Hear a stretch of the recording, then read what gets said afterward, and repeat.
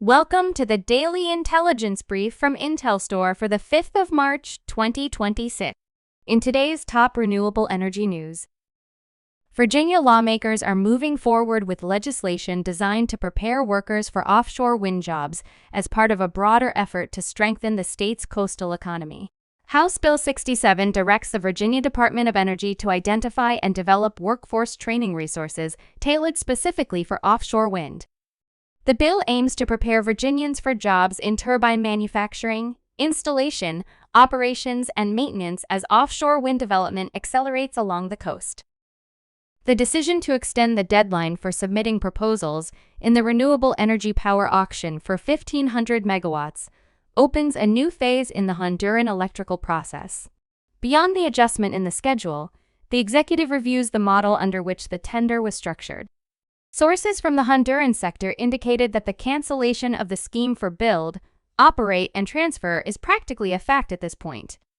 This change would imply an update of the contractual and financial conditions contemplated in the original design. Green energy solutions are revolutionizing the manufacturing sector by offering cost-effective, reliable, and sustainable alternatives to traditional energy sources. For the manufacturing industry in India, adopting renewable energy is not just an environmental imperative, but also a strategic advantage. Renewable energy contributes to long-term energy security by reducing reliance on volatile fossil fuel markets. Manufacturers can stabilize energy costs, improve operational efficiency, and reduce environmental burdens by integrating green energy solutions into their production processes.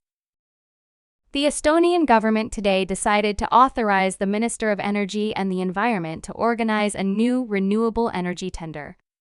It will be aimed at supporting at least 1 terawatt-hour of annual onshore wind generation. The onshore wind projects should be completed by the end of 2030.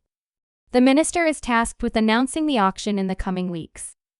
Estonia needs new electricity capacity, and onshore wind plays a key role in the autumn and winter periods, when solar generation is lower.